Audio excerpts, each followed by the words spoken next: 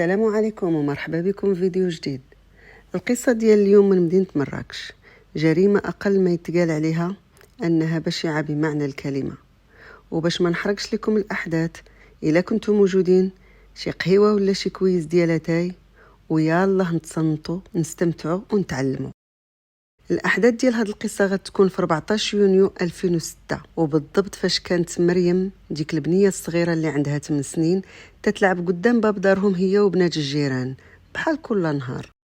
جوج لاروب الأم ديال مريم عيطات ليها باش تغدى، ولكن البنية ما كانتش لا هي ولا صحاباتها اللي كانوا تيلعبوا معاها. الوضع كان عادي جدا، البنية ممكن تكون مشات مع بنات الجيران لدارهم. الأم ديال مريم لبسات جلابتها ومشات موراها عند البنيات الخواتات اللي كانت تتلعب معاهم.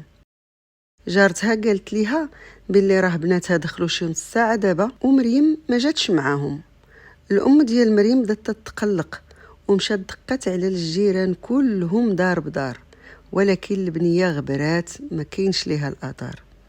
بداو الجيران تيقلبوا مع مريم في الدرب حدا المدرسه الحوانت، والو ما كايناش البنيه. عياو ما يقلبوا عليها من 2 ديال الظهر حتى ل6 تاع العشيه ما بانتش. الام ديال مريم بدات يشدها الخوف وهي تتصل على راجلها اللي كان خدام في مدينه اكادير، حيت مريم كانت عايشه غير هي وامها وخالتها في الدار. الاب قال لمراته دابا تلبسي جلابتك وتمشي عند البوليس ديكلاري، وانا غادي نشد الطريق. وفعلا الام مشات لاقرب كوميسيريه.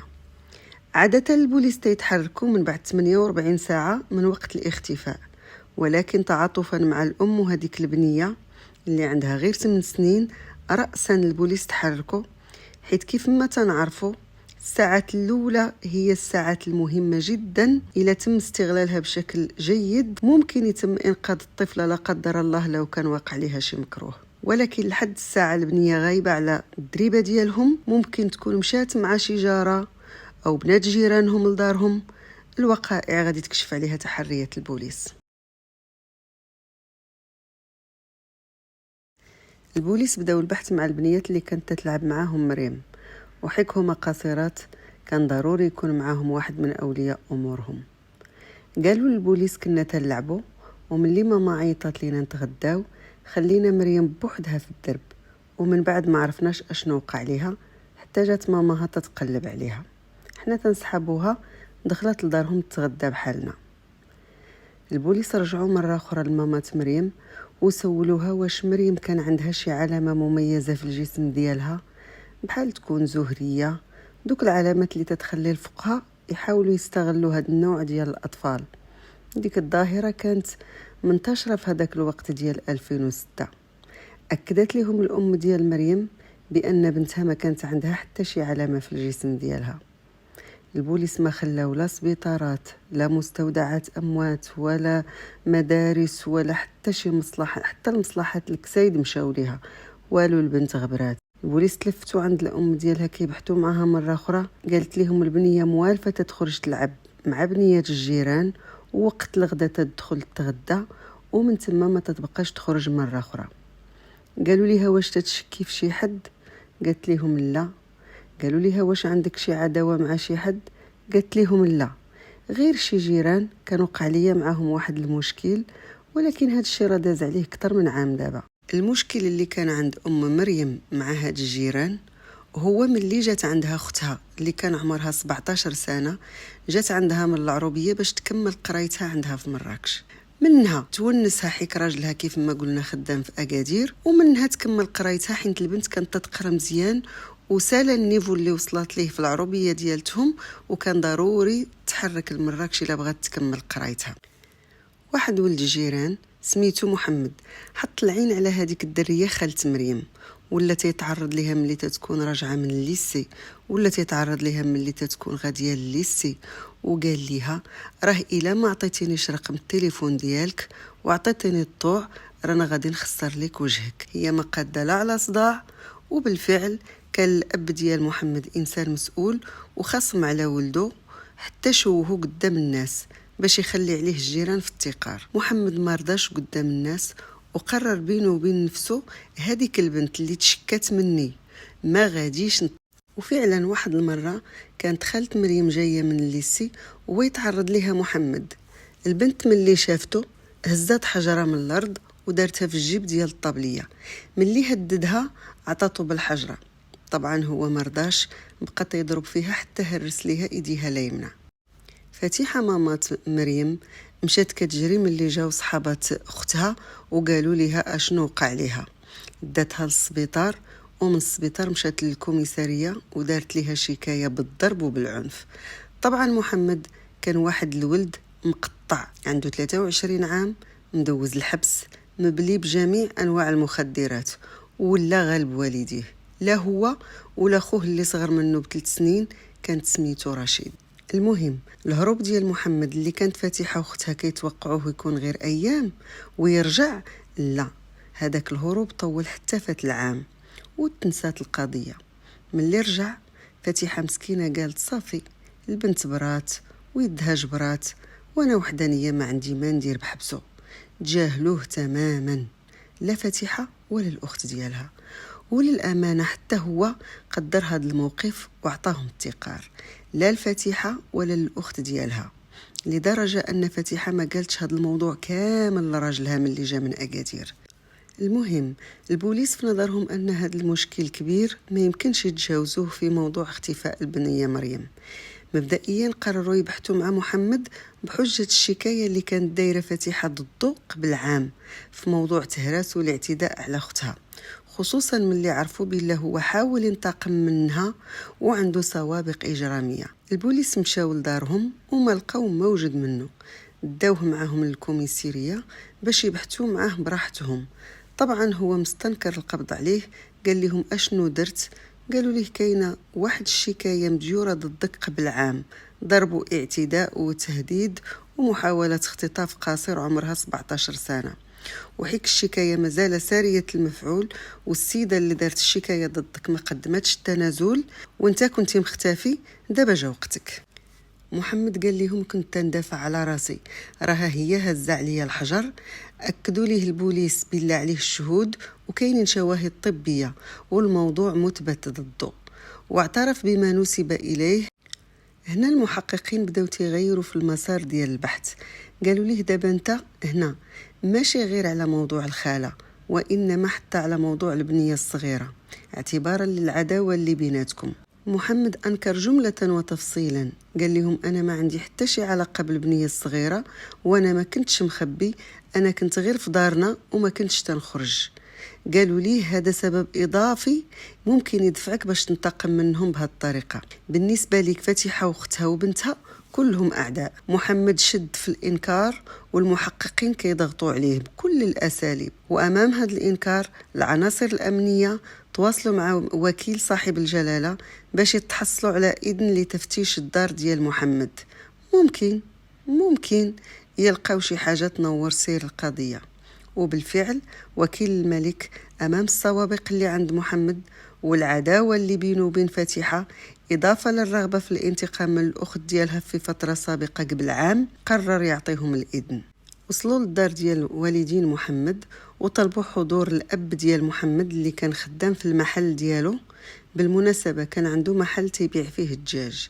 الأب استغرب، ولكن البوليس كانوا واضحين معاه، قالوا لي احنا شاكين في محمد على قبل العداوة اللي كانت بينه وبين فاتحة الأم ديال مريم.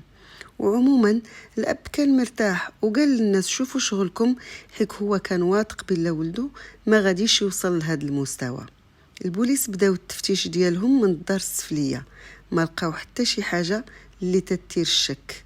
طلعوا للسطح، أول ملاحظة غادي تشدهم لقاو بأن السطح مجير لدرجة أن الجير مازال ما نشفش. قلبوا مزيان وهما يكتشفوا شي انقطاط ديال الدم حدا الروبيني اللي كان في السطح ديال محمد ما مسقفش، دايرين فيه غير براكه مسقفه بالقصدير. دخلوا لهذيك البراكه حتى هي قلبوها، لقاو فيها شي قطيرات ديال الدم، وباين باللي داك السطح مضروب عليه شي تسيقه ديال القلب. نزلوا عند الام سولوها واش انت اللي جفتي السطح؟ قالت لهم لا وليدي، انا يومين هذه ما طلعت ليه. وحيك الاب ديال محمد خدمته كان كيبيع الدجاج، ما بغاوش يتسرعوا وياخذوا عينات الدم اللي لقاو حدا الروبيني المختبر.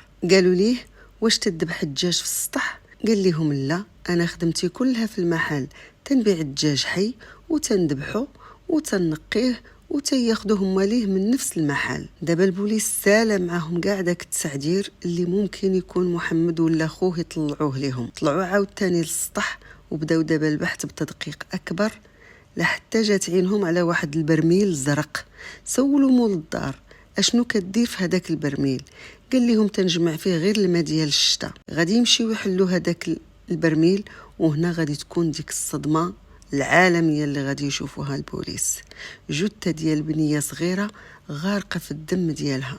مباشره عيطوا على الشرطه العلميه باش يديروا شغلهم.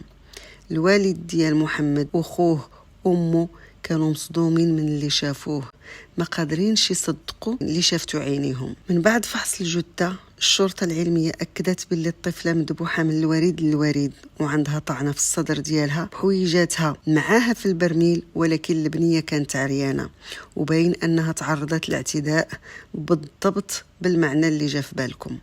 الشرطه تاكدوا باللي البنيه هي مريم للاسف، انطلاقا من المواصفات اللي عطاتهم الام ديالها والكسيوه الزرقاء اللي كانت لابساها. رسلوا الجثة للتشريح الطبي، وبقاو البوليس تيقلبوا في مسرح الجريمة. اكتشفوا أن الدم كان موجود في السطح كله قبل عملية التنظيف. كان نار في الهشيم. انتشر الخبر ديال مقتل الطفلة مريم، ووصلت الخبر للأم ديالها مسكينة اللي جاها انهيار، وداوها للسبيطار تيعطوها المهدئات من اللي تطفيق كتبقى تغوت وتيضطروا ينعسوها مرة أخرى. العناصر الأمنية بدأوا التحقيق مع المجرم اللي رفض ينطق حتى بشي كلمة، التزم غير الصمت. البوليس اضطروا يشدوا خوه اللي صغر منه، حيك حتى هو كان منحرف، كان تيسكر، كان كيتقرقب حتى هو، وقالوا ليه ممكن يعطينا شي راس الخيط. وفعلا من أول سؤال الأخ ديال محمد بدا تيعاود ليهم، قال لهم مني وقع المشكل بين محمد وبين أخت فاتحة، مشات خباه في مدينة العيون، والوالد رفض يرجعوا للدار وكان باغيه يمشي للحبس يتربى، ولكن الوالدة بقات تطلب في الوالد باش يخلي محمد يرجع للدار، وفعلا سمح ليه الوالد يرجع للدار. ولكن محمد ما نساش بلا فاتحة رفعت عليه شكاية، والدراري ديال الدرب كيضلوا يضحكوا عليه. قالوا ليه دارت بيك شكاية وما عقلاتش عليك، مع العلم انه كان تيسكر وكان تيعربد هو وخوه، والدرب كله حتى واحد ما كان تيتجرأ يمشي يقدم عليه شي شكايه. الناس كانوا تيتفاداو شرهم، فما تسرطاتش ليه كيفاش فاتحه اللي مرا وعايشه بوحدها، زعما حيك راجلها كان عايش بعيد عليها وما خافتش من محمد. خو محمد قال باللي محمد كان مصر على الانتقام، كان باغي ينتقم من فاتحه وتيفكر في شي طريقه باش يحرق قلبها. في الاول كنت ضده وقلت ليه بعد على المشاكل، ولكن من اللي شفت ولاد الدرب ما بقاوش عاطينا قيمه، ما بقاوش تيحترمونا ولاو تيضحكوا علينا، قررنا بجوجنا ننتقموا من فاتحه. بدينا تنخططوا واتفقنا بلا بنتها هي اكبر حاجه غادي تحرق قلبها، خصنا غير نعرفوا كيفاش نستدرجوا البنيه. واحسن مكان للجريمه فكرنا فيه هو السطح، حيت الوالده كانت تمشي لكذا مره في السيمانه لعند واحد الطبيب، تكون الدار خاويه والوالد تيضل النهار كامل في المحل. وبذلك نهار 14 يونيو بقاو قانيين على البنيه من الشرجم ديال السطح. الدار كانت خاويه، الام ديالهم مشات للطبيب اللي في كازا، والاب كاين في المحل ديالو. وجدوا الشوكولات وبيمو والكلاص باش يغريو البنيه. المهم بقاو قانين على البنيه من الشرجم ديال السطح حتى شافوا بنات الجيران دخلوا لدارهم، وهو ينزل عندها محمد بالزربه وقال ليها شفتي هاد الشوكولات وهاد لاكلاص وهذا كله ديالك، وراه اختي اللي هي في سن ديال مريم راه تتسنى فيك في الدار، قالت ما غتاكل هاد الشوكولات وهاد الشيء حتى تكوني انتي معاها. مريم واخا وصاتها ماماها وقالت ليها ما تمشيش عندهم وما تهضريش معاهم وما تثقيش فيهم، ولكن كيف ما تنقولوا عقل دريه صغيره. ملي شافت الشوكولات وسمعت هضرته تاقت فيه ومشات معاه للدار. دخلت للدار بدات تعيط لصاحبتها البنيه الصغيره، ما جاوبتهاش. بدات تعيط لمو، ما جاوبتهاش، وهي تقول لمحمد غير حل لي الباب، انا ما بغيت لا شوكولات لا والو. في هذه اللحظه الوحش الادمي كيقول هنا سديت ليها فمها وطلعتها للسطح بالجري. في السطح كان خويا تيتسنى فيا، دخلتها للبراكه، ربطنا ليها يديها ورجليها وطعنها محمد في صدرها. البنيه بدات تتخرخر. هذاك الصوت اللي كانت تصدر البنيه ديرونجا محمد، ويطلب من خوه يذبحها. خوه ما بغاش، وهنا بدا محمد يضحك عليه وقال ليه بالحرف: يا ودي يا الرجله ديال والو. واخا هكاك الاخ الاصغر ديال محمد ما قدرش يذبح البنيه ويذبحها محمد، وهو اول من تعدى عليها بالمفهوم اللي احنا عارفينه. واخا ان البنت كانت كلها دمايات، حيت كانت مذبوحه كيف ما قلنا من الوريد للوريد. هنا جا الدور ديال الاخ الاصغر ديال محمد اللي حتى هو تعدى عليها. البوليس هنا كانوا مصدومين من هول الاحداث، وسولوهم كيفاش خلاتكم نفسكم تعداو على البنيه وهي ميته. قال لهم محمد: كنا متناولين الحبوب ديال الهلوسه باش ما نتراجعوش في اخر لحظه. الحاجه الوحيده اللي ما خططوش ليها هي كيفاش يتخلصوا من الجثه، فقرروا يحطوها في هذاك البرميل حتى تهدى الامور شويه ويهزوها ويرميوها في شي بلاصه بعيده شويه على الدريب. ولكن حيك الروح عزيزه عند الله، البوليس وصلوا ليهم قبل ما يتصرفوا في الجثه. امام اعترافات رشيد الاخ الاصغر ديال محمد، حتى محمد نطق واعترف وما كانش نادم نهائيا على اي حاجه دارها مع ديك البنيه. تابعتهم المحكمه بعد تمثيل احداث الجريمه، بالتالي القتل العمد مع سبق الإصرار والترصد، الاختطاف والاحتجاز والاغتصاب، وتم النطق عليهم بالإعدام طبعا لموقوف التنفيذ واعتباره مؤبد. أما فتيحة مسكينة ولات عايشة غير بالمهدئات من بعد ما ماتت البنية ديالها. الناس جيرانهم قالوا ملي وراوها البوليس الجثة للتأكد منها، بقات مسكينة تضرب في وجهها حتى ولات في وجهها واحد العاهة مستديمة. مريم إن شاء الله طير من طيور الجنة، ما دارت لا بيديها ولا برجليها. هنا الدور ديالي انا تيسالي وتيبدا الدور ديالكم. قولوا لي في تعليقاتكم اشنو رايكم في هذه الجريمه، وكيفاش عطاهم قلبهم يتعدوا على بنيه وينتقموا من بنيه في امور تافهه ما تحتاج اساسا لا انتقام ولا اي حاجه. الاشتراك واللايك والشير والكومنتير شي حاجه من قلوبكم. دمتم في ود، والى اللقاء فيديو جديد.